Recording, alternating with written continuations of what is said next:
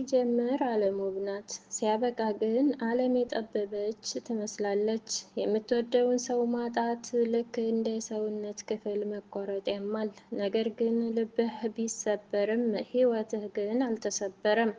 ዛሬ ትዝታን አሸንፈህ ነገን እንዴት እንደምትገነባ እናያለን።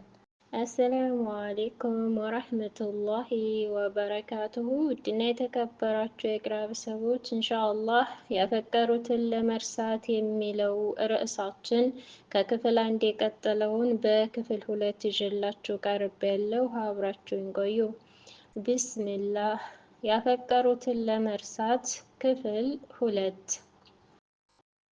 ትዝታው እንደ ወጀብ ሲመታህ፣ ናፍቆቱ እንደ እሳት ሲለበልብህ፣ የነበረው ቅርበት ርቆ የቀረው ባዶነት ሲያስተጋባ፣ በዚህ ሁሉ ህመም መሃል አንድ ብርሃን አለ ወዳጄ።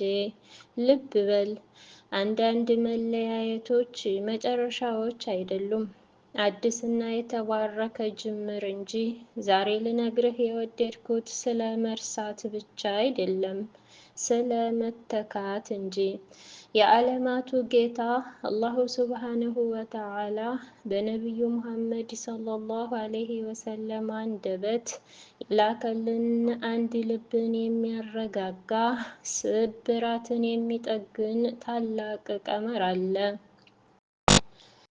መን ተረከ ሸይአን ሊላሂ አወደሁ ላሁ ኸይረን ሚንሁ።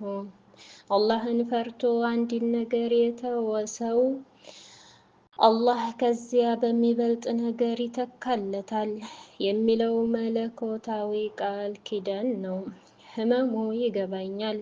የለመድከው ድምፅ ሲጠፋ፣ ያመንከው ተስፋ ሲጨልም፣ ልብህ እንዴት እኖራለሁ ብሎ ይሰጋ ይሆናል።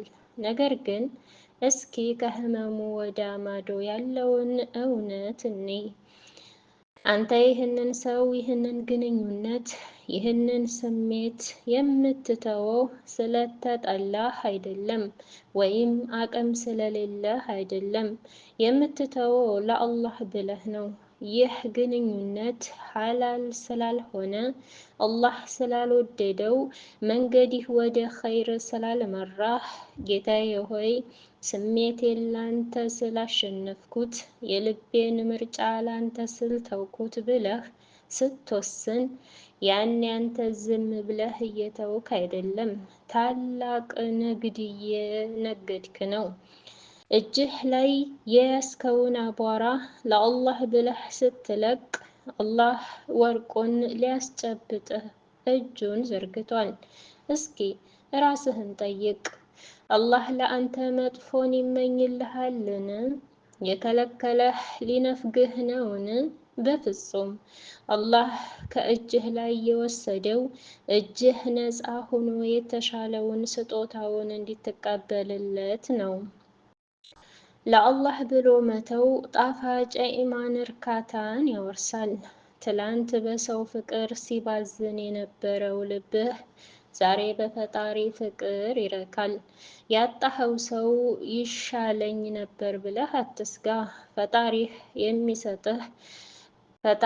የሚሰጥህ ካሳ ስሌቱ ረቂቅ ነው። ምናልባት የውጭ ውበቱን ወስዶ የልብ ውበት ያለውን ይተካሃል። ምናልባት ሀብት ያለውን ወስዶ ሀብትም ሰላምም ያለውን ይሰጥሃል። አላህ ሲተካ ሙሉ አድርጎ አሳምሮና አስውቦ ነው። ወዳጄ ሆይ ያፈቀርከውን ሰው ለመርሳት ስትታገል ይህንን ስሜትህን እንደ መጽዋዕትነት ቁጠረው። ይህ ህመሜ፣ ይህ እንባዬ፣ ይህ ናፍቆቴ ለአላህ ብዬ የምከፍለው ዋጋ ነው በል። አላህ ደግሞ ለቀረበለት መጽዋዕትነት ምላሹ ፈጣን ነው። ስለዚህ አሁን ልክ በዚህ ሰዓት ልብህን አሳምነው፣ በሩን ዝጋው፣ ያንን ምዕራፍ ቋጨው። እጅህን ከአላህ እጅህን ከአላህ ክልከላ ሰብስበህ ወደ አላህ እዝነት ዘርጋ። እርግጠኛ ሁን፣ ለአላህ ብሎ የተወን ባሪያ አላህ በፍጹም ባዶውን አይመልሰውም። የተሻለ መምጣቱ፣ የተሻለ መተካቱ፣ የተሻለ መኖሩ አይቀርም። ውድና የተከበራችሁ ውድ ቻናሌ ሰዎች የዛሬውን ንባባችንን እዚህ ላይ አቁመናል። ኢንሻአላህ ቀጣውን በክፍል 3 ይዤላችሁ ምቀርብ ይሆናል። ቪዲዮውን ከወደዳችሁት ሸር ላይክ በማድረግ ኢንሻአላህ ቪዲዮ ብዙ ሰው ጋር እንዲደርስ አድርጉልኝ። ሀሳብ አስተያየት ካላችሁ ኮሜንት ላይ አስቀምጡልኝ። ፊ አማኒላህ ወሰላሙ አለይኩም ወረህመቱላሂ ወበረካቱሁ።